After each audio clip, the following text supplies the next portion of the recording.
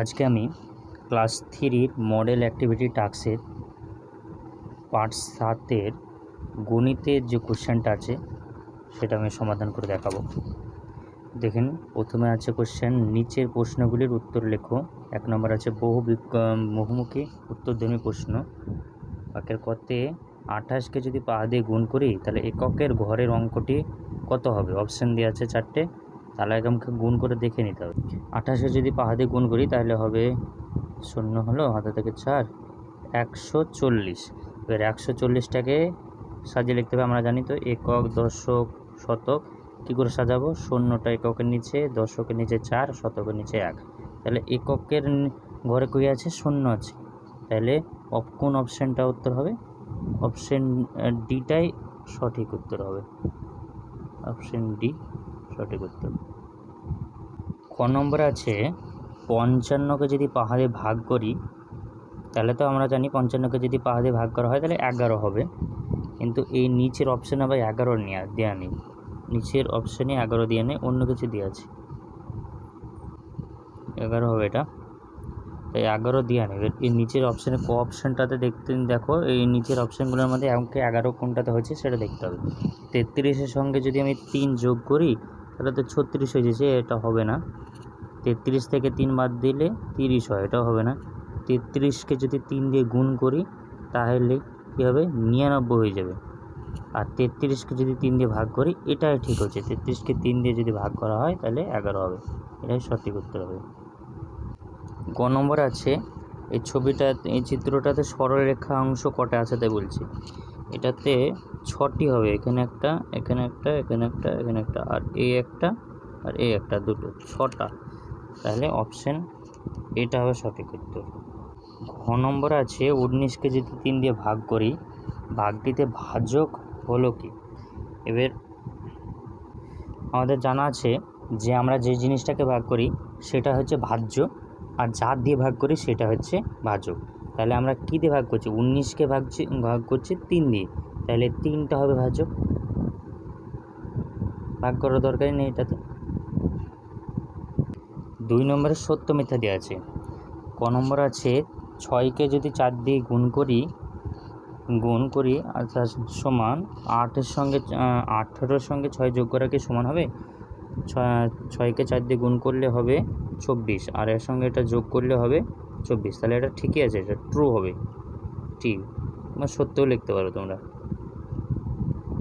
তারপরে দ্বিতীয়টা আছে খ নম্বর অপশানটাতে বলছে একদিকে আছে সমানের, এই দিকে আছে 4টে 7 আছে যোগ চিহ্ন, তাহলে যোগ করলে কত হবে?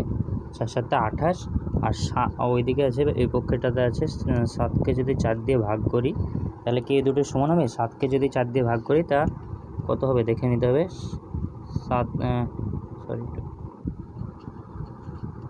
7কে 4 দিয়ে ভাগ করে দেখে নিতে হবে।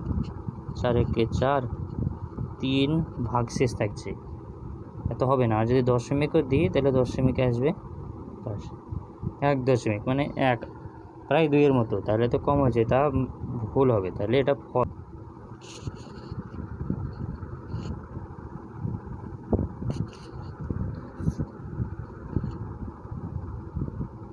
এভাবে এটা। 3 নম্বর আছে বাম দিকের সঙ্গে ডান দিক মিলাও যে কোনো 3টি। প্রথমে ঘর করা আছে আয়তক্ষেত্র, ত্রিভুজ, বৃত্তাকার চিত্র, বর্গাকার চিত্র। বৃত্তাকার চিত্র হয় গোল, তাহলে এটা এই দিকে যাবে। ত্রিভুজ 3 কোণা হয়, 3টি বাহু থাকে। বর্গাকার মানে চারিদিকে সমান হবে। কোন ছবিটাতে চারিদিক সমান আছে? এই ছবিটাতে। আর আয়তক্ষেত্র দৈর্ঘ্য প্রস্থ সমান হবে, বিপরীত বাহুগুলি সমান, তাহলে বিপরীত বাহুগুলি সমান আছে। সরি, একটু ভুল বলেছি। কয়ের দিকে আছে পিয়ার কাছে 206টি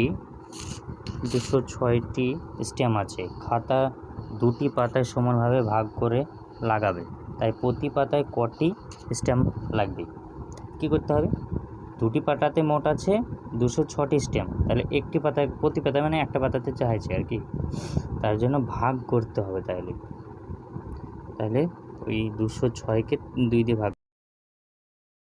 নম্বরটা তোমরা এরকম করে ভাগ করে নেবে 2 দিয়ে। দেখো 2 ঘর নামতা করে করেছি সহজ ভাষা করে। ভাগটা করে নেওয়ার পরে উত্তর কত হলো, ভাগফলটা এটা 103, তাহলে এটা উত্তর, এটাই উত্তর। আমাদেরকে লিখে দিতে হবে প্রতি পাতায় 103টি স্ট্যাম্প লাগাবে। এটা করে নাও, দেখে নাও, এরকম করে দেবে। খ নম্বর আছে কৃষ্ণনগরের কোনো পরিবারে প্রতিদিন 123টি পুতুল তৈরি হয়, 5 দিনে মোট কটি পুতুল তৈরি হবে, এটা বের করতে বলেছে। একদিনে তৈরি হয় কত, 123টি, তাহলে 5 দিনে কত সেটা বের করতে হবে। নম্বরটা প্রথমে একদিনে পুতুল তৈরি হয় 123টি লিখে নিলাম, তারপরে এর 5 দিনে এটা বের করতে হবে, অর্থাৎ 5 দিনে কমা দিতে পারো, 5 দিনে পুতুল তৈরি হয় কটি হবে। একদিনে যদি তৈরি হয় 123টি, তাহলে 5 দিনে অবশ্যই বেশি হবে, তাহলে গুণ করে দিতে হবে, 123কে 5 দিয়ে গুণ করে দিতে হবে। গুণ করা গুণ করছি এখানে, 123কে যদি 5 দিয়ে ভাগ করা হয় 3 5 15, হাতে থাকে 1, 10 হাতে থেকে 11, হাতে থেকে 1, 10 6, এটা 1 ভাগ দশক লিখে দিই, ভালো হবে তোমাদের বুঝতে। দেখনি ঠিক করে, ঠিক আছে, 615টি। তারপর নিচে উত্তর লিখে দিতে হবে, উত্তর 5 দিনে পুতুল তৈরি হবে 600, লিখে দেবে 5 দিনে মোট 615টি পুতুল তৈরি হবে। এটাই ছিল মডেল অ্যাক্টিভিটি টাস্ক ক্লাস 3 গণিতের কোশ্চেনটা। যদি ভিডিওটা ভালো লাগে আমার চ্যানেলটাকে সাবস্ক্রাইব করবেন, ভিডিওটাতে লাইক করবেন। ধন্যবাদ সকলকে ভিডিওটা দেখার জন্য।